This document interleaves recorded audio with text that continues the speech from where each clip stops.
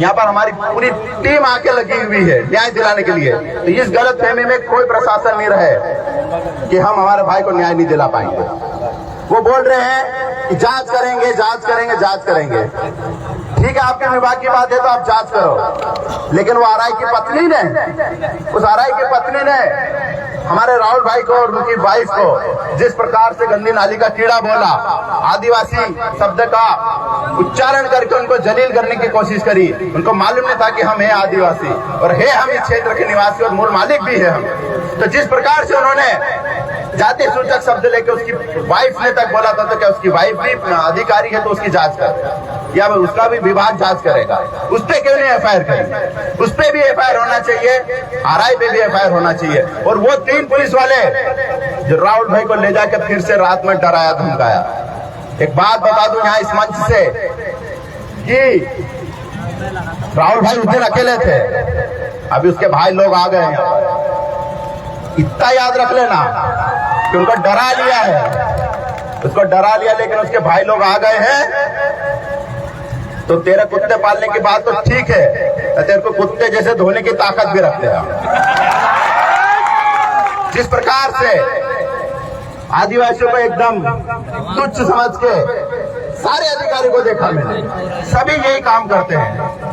हर विभाग में जाओ, जिस प्रकार से आदिवासी समाज जाता है तो वो एकदम इग्नोर करते हैं।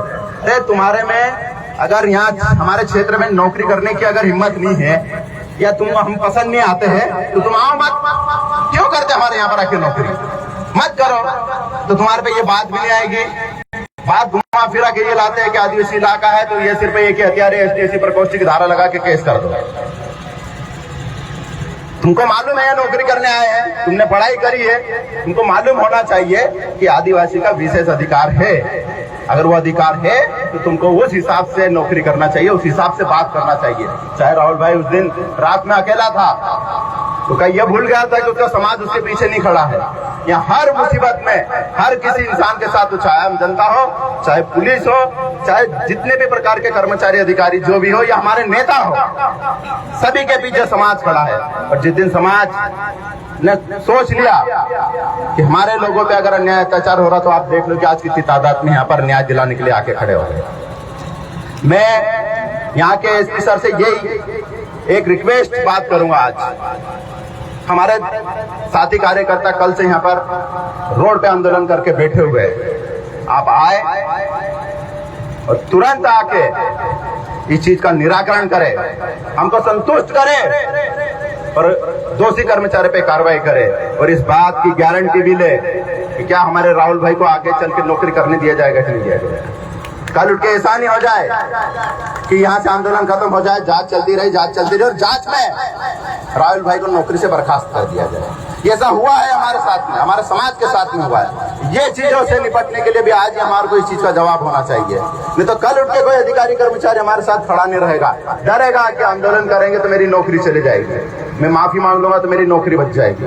ये गलत फहमी में नहीं रहे कि हमारे समाज के किसी भी साथी को, किसी भी अधिकारी कर्मचारी को, किसी भी नेता को पुलिस का डर दिखा के, कार्रवाई करके, डरा धमका के उनको नौकरी से, आंदोलन से और समाज के मुद्दों से दूर कर दिया जाए, ये असंभव वाली बात है। आज हमारा समाज इतनी दूर दूर से आया हुआ है, ये शुरुआत हुई है। आप जल्दी से कार्रवाई करने की बात करें, अन्यथा यहाँ पर भीड़ बढ़ती जाएगी और इस भीड़ का रूप अगर रुद्र हो गया तो जिम्मेदारी आप लोगों की रहेगी। कलेक्टर मैडम है यहाँ पर, ऐसा सुना है